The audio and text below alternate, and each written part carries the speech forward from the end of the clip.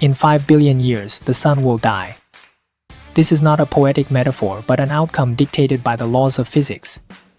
The sun will expand into a red giant, scorching the earth, then collapse, cool down, and vanish into the universe. Beyond that, the entire universe will also meet its end. Every galaxy will extinguish, every particle will decay, and eventually, even time itself will lose its meaning. Physicist Brian Greene places humanity's story within this grand finale in his book Until the End of Time, posing a question that is both simple and profound. Knowing all of this, can we still find meaning in being alive? Today, we are here to explore this question. I am Sunshine, and welcome to Delusion.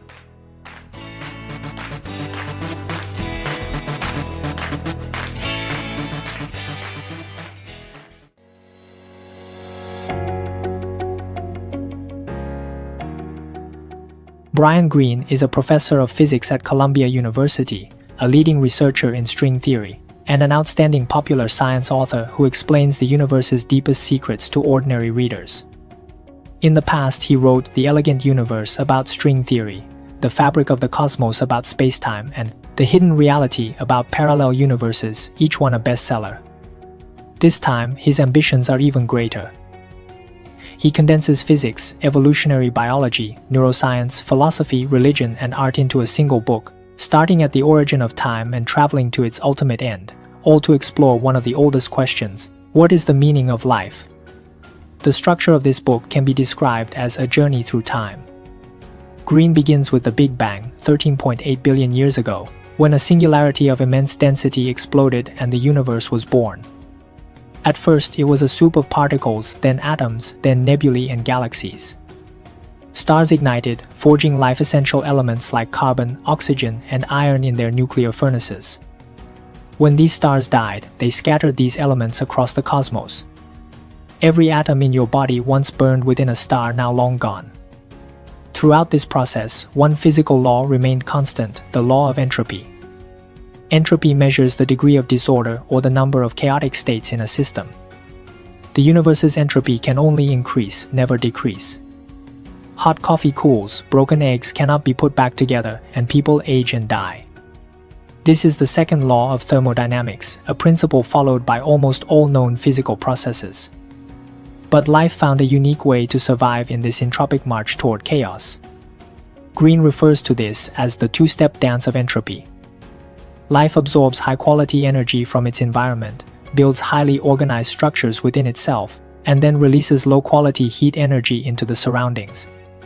By channeling the flow of entropy, it creates localized order amid the universal drift toward disorder. And so, from stardust to cells, from cells to brains, and from brains to consciousness, the universe gave rise to beings capable of pondering their origins, experiencing joy and sorrow, and questioning the meaning of existence. Greene leaves the most profound question of the book for last. Knowing that the universe will eventually succumb to heat death, knowing that everything will perish, can we still create a meaning that truly belongs to us within this fleeting moment? Let's start with one of the most disheartening yet profound laws of physics, the law of entropy. Entropy can be understood as the degree of disorder, or the number of possible states of chaos in a system. The universe's entropy can only increase, never decrease. Hot coffee cools, cracked eggs can't be made whole again, people age and die, orderly things inexorably move toward disorder. This is the second law of thermodynamics, governing almost all known physical processes. Greene cites the extreme implications of this law in his book, All Things Eventually Fall Apart. This isn't pessimism, it's the inevitable conclusion of physical laws. The history of the universe is a journey from the Big Bang, its extremely special initial state, to the heat death, its extremely uniform final state. That final state will have no temperature differences, no concentration gradients, no imbalances to drive any processes. Time loses meaning there because nothing happens anymore. Yet life, somehow, finds a peculiar way to persist in this march toward chaos. Greene calls it the two-step dance of entropy. Earth sits in an energy pathway between the sun and outer space. Sunshine brings high-quality energy, and life on Earth absorbs it, building highly ordered structures like cells, proteins, nervous systems, and brains, while releasing low-quality heat into space. In this process, life doesn't fight against entropy.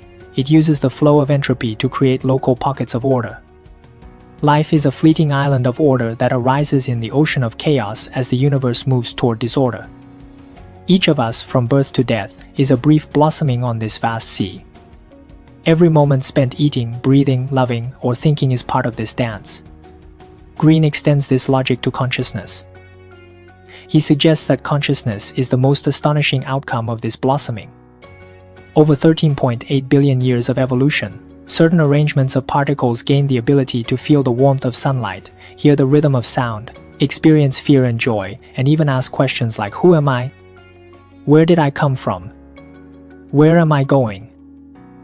He acknowledges that physics knows almost nothing about consciousness. Why neural activity gives rise to subjective experience remains one of the most profound mysteries of science.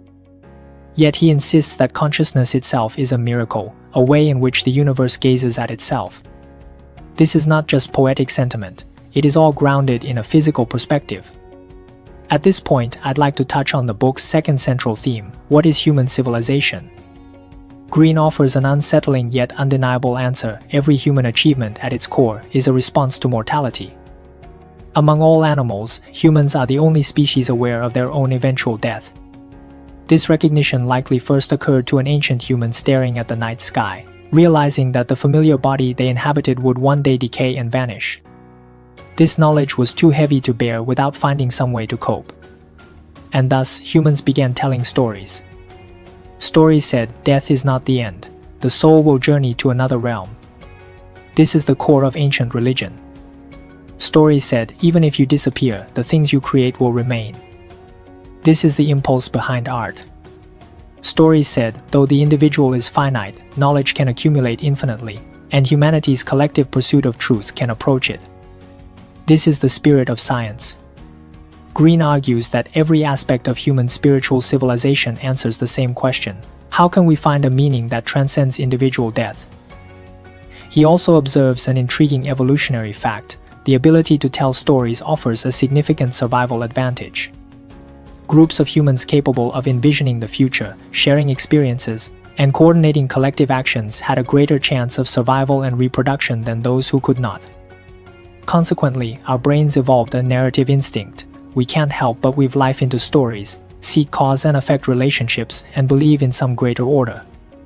This is not a rational choice, it is a gift of evolution, and it is in our nature. After 30 years of studying string theory at Columbia University, Brian Greene reflects that when he looks away from equations and out at the people passing by, what strikes him most is not the vastness of the universe but the incredible effort, love, and creativity of these small lives within it. It is this sense of awe that compelled him to write this book bridging physics and philosophy. After exploring the miracle of life and the secrets of civilization, this book ultimately returns to a deeply personal question: where does meaning come from?